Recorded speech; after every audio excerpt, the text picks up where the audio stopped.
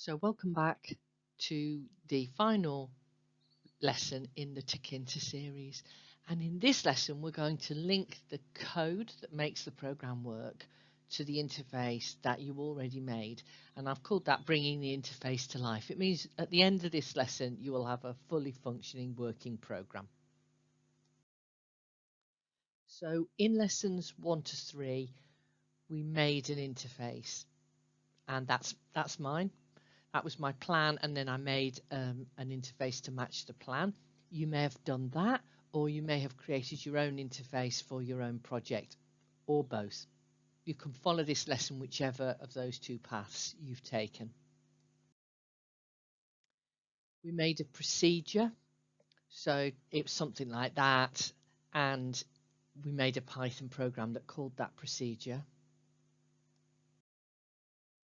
And now we've got to link the procedure into the interface, and then we'll have a complete working program.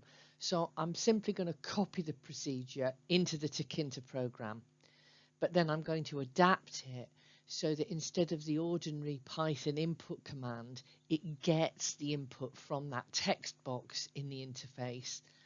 And then I'm going to change the output from being the ordinary Python print command to setting the value of the label on the interface.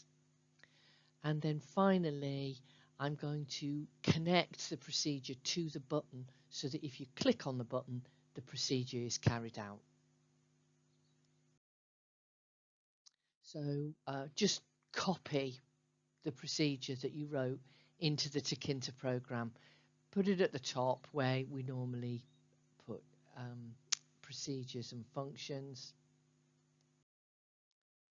Now, the first thing I'm going to do is get rid of that input command there, because that works in the Python shell. And I don't want this to go through the Python shell. I want it to go through my interface. So I'm going to get rid of the input command, and I'm going to turn it into, I'm going to tell it, get the value that's in the text box.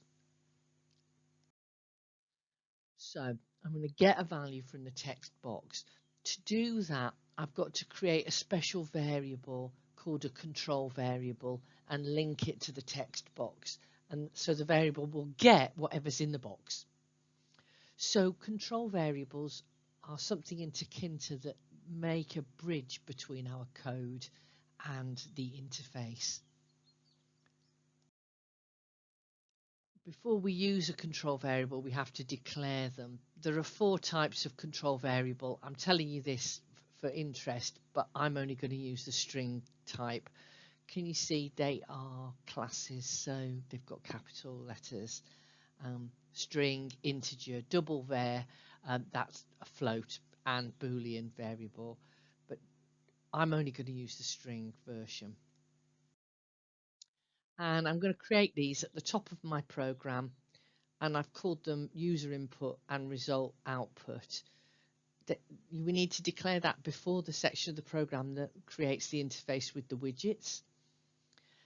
And in a typical interface, you'll have more than one input and more than one output. So those wouldn't be great variable names for a more complicated interface.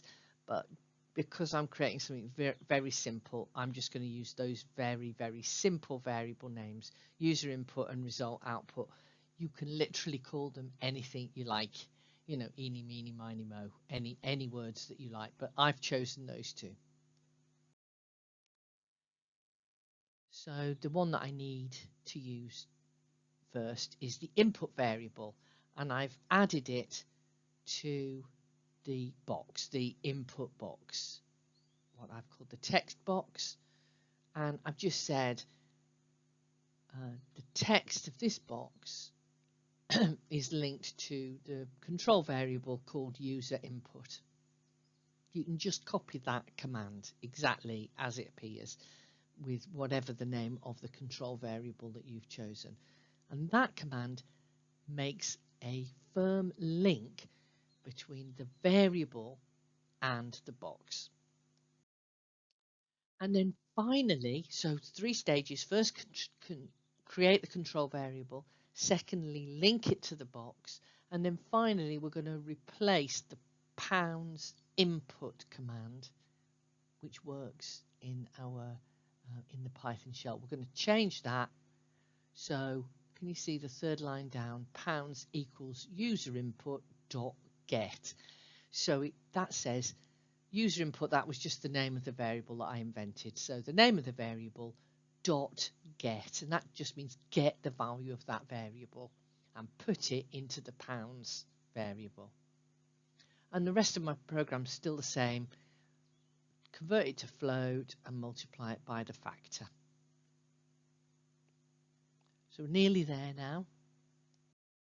Now I'm going to amend the output command, because again, if I ran the program like it is now, the euros would appear in the Python shell, and I don't want them there. I want them to be in my GUI. So I'm going to get rid of that line. I'm going to use the control variable that I just made called result output. I'm going to link it to a label, and then I'm going to tell my procedure to set the value of the label. You can see it's extremely similar to the way that we get input. So there we are. I've gone to the label, that's the result label, and I've linked it to the text variable called result output. And that really is it. That means that that label will now display what is in that variable.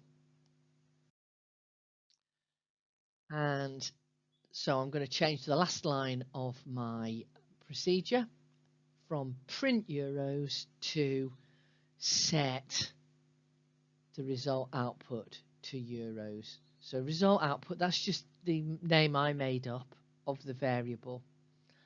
I'm going to set its value to the number of euros. And that should work. So just to recap, I've changed the input command to a get command and the output command to a set command, and they will get and set my two control variables, and the control variables are linked to my interface, and so the whole thing will just work fine. There is actually one other thing I've got to do. In my original program, the procedure was called from the main program, and I'm not going to do that. I haven't got a main program of that type. So what I'm going to do is change my program so that when I click on the button, it will carry out that command. So that's the last thing I've added. I've gone to my button widget and added those commands that you see there, those what you see there. So command equals, that just means the command that is linked to this button, and pound to euro, that was the name of my procedure. So when I click on that button, that procedure will be carried out. And yes, it works. So having done all that, there's my interface, and that's the less good version of the interface, but it doesn't matter. And I've entered £100 in the box there. You can still see my cursor in that box. I click the convert button, and £100 is equivalent with this conversion factor to 117 euros, and it's worked. So, you know, make that happen. Do that with your project right now. Here's the checklist of how to make it work. Make the control variables and link them to the widgets that they belong to. Replace all your input lines with get lines, and replace all your output lines with set lines, and then link the procedure to a button so that when the person clicks on the button, it does the work. See if you can do all of this now. You should have already made an interface. That's in lessons 1 to 3, and you should have made a procedure in lesson 4. So do it now. Copy the procedure into the Tkinter program. use the get, set and triggering commands that I've shown you. And remember, once you've got this working, the sky's the limit. You can just go straight ahead and start work on your own project whenever you like. So if you do want to apply all these ideas to your own project, you can go back to any of the presentations and double check how to do it. Let's take an overview of your task. This is what I think you should do. Design an interface for your project on paper. Make the interface by creating a window and then making those widgets and putting them in position using the grid. Now write a second program, plan the algorithm and make the program work in ordinary Python. And then last but not least, use the ideas in the current lesson to put that procedure into your interface program and link it using the control variables. And then you should have a complete working program.